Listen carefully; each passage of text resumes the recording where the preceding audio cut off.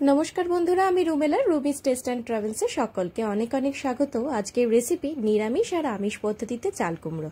এই কিছুদিন আগেই ঘুরে এলাম হাজবেন্ডের মামার বাড়ি, মানে আমার মামা শ্বশুরের বাড়ি।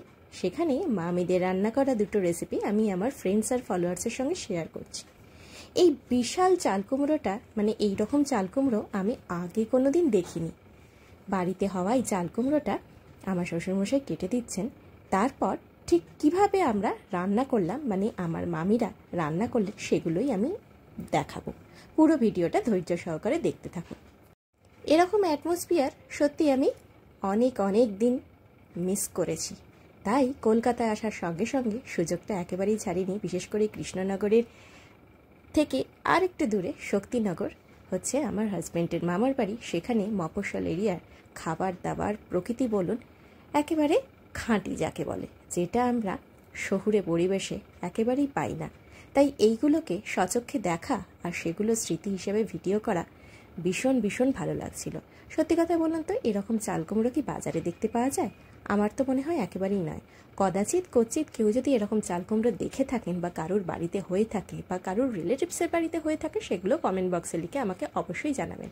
আমার শ্বশুরমশাই এটাকে প্রথমে ভালো করে কেটে দিচ্ছেন, তারপরে ফাইন করে, মানে একেবারে টুকরো টুকরো করে কাটতে সাহায্য করেছেন আবার আমার শাশুড়ি মা। তারপর সেটাকে দুটো পদ্ধতিতে রান্না করা হয়েছে, একটা নিরামিষ পদ্ধতিতে, একটা আমিষ পদ্ধতিতে। নিরামিষ পদ্ধতিতে রান্নাটা আমি এর আগেও দেখিয়েছি। যা হোক, বাড়িতে যেভাবে হয়ে থাকে সেগুলো শেয়ার করার মজাই আলাদা। আর এই ধরনের সবজির স্বাদও কিন্তু অসাধারণ হয়, যে স্বাদের তুলনা হয় না। আসলে অনেক সময় আমরা বাজার থেকে যে সমস্ত সবজি কিনে থাকি সেগুলোর স্বাদ বিভিন্ন রকম কেমিক্যালস ইউজ করে, বিভিন্ন রকম রাসায়নিক সার ব্যবহার করে সেগুলোর ফলন কিন্তু বাড়িয়ে দেওয়া হয়, কিন্তু স্বাদ কমে যায়। এই দেখুন কত সুন্দর করে বটিতে আমার শাশুড়ি মা এগুলো কেটে দিচ্ছেন। বাইরে থাকলে ন্যাচারালি ছুরি ব্যবহার হয়, কিন্তু বটিতে কাটার প্রসেসটা আমরা দিন দিন ভুলে যাচ্ছি, যেটাতে কিন্তু ছুরির থেকেও বেশি সুন্দর করে কাটা যেতে পারে যদি সেটা ব্যবহার করতে জানে। আচ্ছা, তেলের মধ্যে ফোড়ন হিসেবে নিয়েছেন মামিমা তেজপাতা, জিরে আর শুকনো লঙ্কা। তারপর এই একেবারে ঝরে ঝরে করা চাল কুমড়োটা ভালো করে নেড়ে চেড়ে নিতে হবে, ঢাকা দিয়ে দিতে হবে। আর আপনারা সকলেই জানেন চাল কুমড়ো থেকে কিন্তু প্রচুর জল বেরোয়, তাই প্রথমে কিন্তু নুন দেওয়া যাবে না। জলটা শুকিয়ে একটু মরে যাওয়ার পর, মানে চাল কুমড়োটা হাফ হয়ে যাওয়ার পরেই কিন্তু নুন দিতে হবে। দেখতেই পাচ্ছেন ঢাকা দিয়ে চাল কুমড়োটা বেশ কয়েকক্ষণ রাখার পরে, মানে ধরে নিন 5 থেকে 7 মিনিট, জল এখনও কিন্তু বেরোচ্ছে। আর তার মধ্যে কিছুটা কাঁচা লঙ্কা দিয়ে দিতে হবে। শুকনো লঙ্কা দিলেও কাঁচা লঙ্কা দিতে হবে, কারণ স্বাদটা আরও বেশি খোলতাই হয়।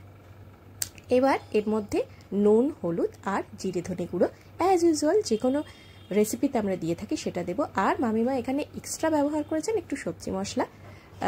ভালো করে কষিয়ে জলটা একেবারে মরে যাবে, তারপরে আমরা সেটা নিরামিষ পদ্ধতির, এটা সম্পূর্ণভাবে নিরামিষ পদ্ধতিতে করা হচ্ছে। চাল কুমড়োর একটা মিষ্টি সুবাস কিন্তু ঘরময় ভরে যাচ্ছিল, যেটা মানে কড়া থেকে নামানোর আগেই বারবার মনে করিয়ে দিচ্ছিল এই সবজির স্পেশালিটি কিছু তো আছেই। এরপর সামান্য একটু চিনি ব্যবহার করতে হবে সামঞ্জস্যের জন্য। আর চিনিটা আমার মা সবসময় বলেন রেসিপির রং বদলানোর জন্য, বা রং মানে একটা ভালো রং কালার আনার জন্য সুগারটা ভীষণ ভীষণ দরকার। আর একটুখানি সামঞ্জস্য থাকে, খুব যে মিষ্টি হয়ে যায় তা কিন্তু নয়। এবারে নেওয়া হচ্ছে চিংড়ি মাছ। চিংড়ি মাছটাকে ভালো করে পরিষ্কার করে ধুয়ে তার মধ্যে দিয়ে দিতে হবে নুন, হলুদ। এবার চিংড়ি মাছটাকে ভাজার পালা। চিংড়ি মাছটা কিন্তু খুব শক্ত করে ভাজা যাবে না, একটু নরম করে ভাজতে হবে, কারণ চিংড়ি মাছ অল্প ভাজলেই কিন্তু শক্ত হয়ে যায়, সেটা কিন্তু খেয়াল অবশ্যই রাখতে হবে। আর নিরামিষ পদ্ধতিতে কিন্তু এখনও রান্না চলছে চাল কুমড়ো। এরপরে নিরামিষটা একটা আলাদা পাত্রে তুলে রেখে তার মধ্যে জাস্ট চিংড়ি মাছগুলোকে ভেজে ছড়িয়ে দিলেই কিন্তু হবে। একটু স্বাদ নিয়ে দেখা গেছে চিনির স্বাদটা বিশেষ খোলতাই হয়নি, তাই অল্প একটু সুগার অ্যাড করা হয়েছে আর একটু ময়দা, জাস্ট জলটা কম ছিল না বলে এটার একটু কাই করার জন্য অল্প একটু ময়দা ছড়িয়ে দিয়েছেন। আর এইভাবে আমরা নিরামিষটাকে, নিরামিষ চাল কুমড়োর ঘন্টটাকে আলাদা পাত্রে তুলে রেখে ভেজে রাখা চিংড়ি মাছটা এর মধ্যে ছড়িয়ে দিলাম। এইবারে তৈরি হয়ে যাচ্ছে আমিষ পদ্ধতিতে চাল কুমড়ো। আর কিচ্ছু না, জাস্ট যা যা মশলা দেওয়া ছিল সেগুলোই, শুধু ভাজা চিংড়িগুলো আরও একটু ভালো করে কষিয়ে নিতে হবে।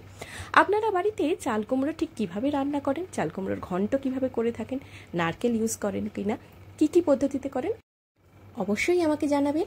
আর like, share, follow my page Rumi's taste and travel.